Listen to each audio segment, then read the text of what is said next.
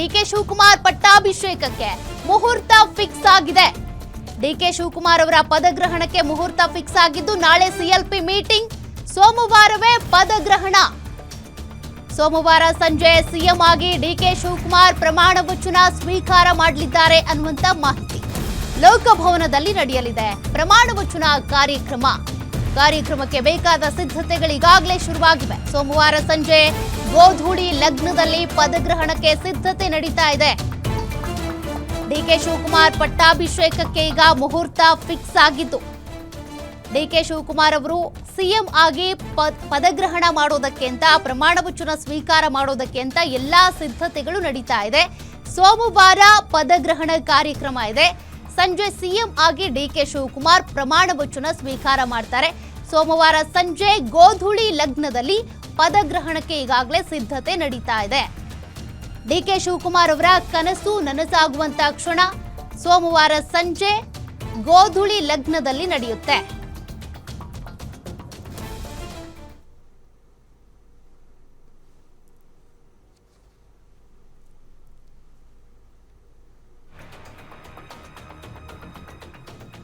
ಮತ್ತಷ್ಟು ಡೀಟೇಲ್ಸ್ ಕೊಡ್ತಾರೆ special correspondent Veeresh ದಾನಿ ಲೈವ್ ಅಲ್ಲಿ ಜಾಯ್ನ್ ಆಗ್ತಿದ್ದಾರೆ. ವೀರೇಶ್, ಈಗ ಡಿಕೆ ಶಿವಕುಮಾರ್ ಅವರ ಪದಗ್ರಹಣಕ್ಕೆ ಕೌಂಟ್ ಡೌನ್ ಶುರುವಾಗಿದೆ. ಈಗಾಗಲೇ ಸೋಮವಾರ ಪದಗ್ರಹಣ ಅನ್ನೋದು ಫಿಕ್ಸ್ ಆಗ್ತಾ ಇದೆ. ಏನ್ ಡೀಟೇಲ್ಸ್ ಸಿಗ್ತಾ ಇದೆ?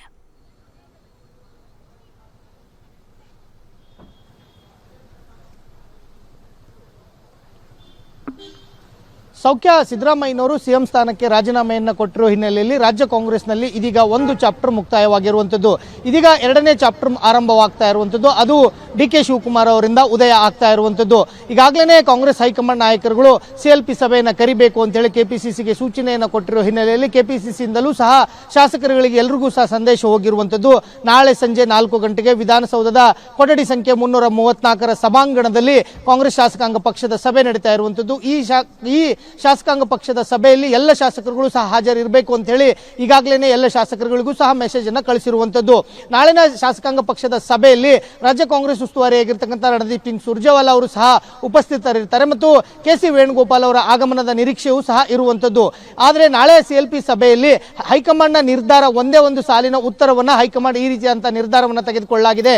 ಇವರನ್ನ ಶಾಸಕಾಂಗ ಪಕ್ಷದ ನಾಯಕನನ್ನಾಗಿ ಆಯ್ಕೆ ಮಾಡಲಾಗಿದೆ. ಇವರು ಸೋಮವಾರ ಪ್ರಮಾಣ ವಚನವನ್ನು ಸ್ವೀಕಾರ ಮಾಡ್ತಾರೆ ಅನ್ನೋ ಒಂದು ಸಂದೇಶವನ್ನ ಸ್ಪಷ್ಟವಾಗಿ ಘೋಷಣೆ ಮಾಡುವಂತ ಸಾಧ್ಯತೆ ಇರುವಂತದ್ದು.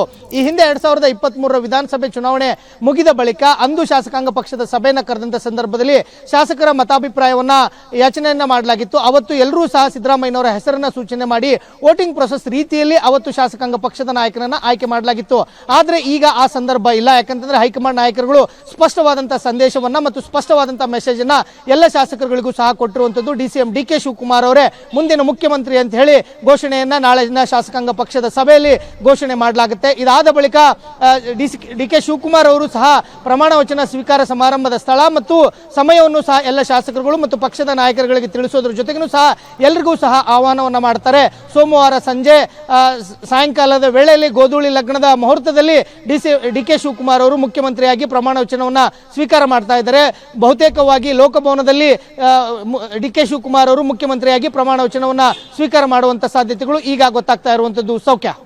Okay, thank you Veeresh ಡೀಟೇಲ್ಸ್ಗೆ.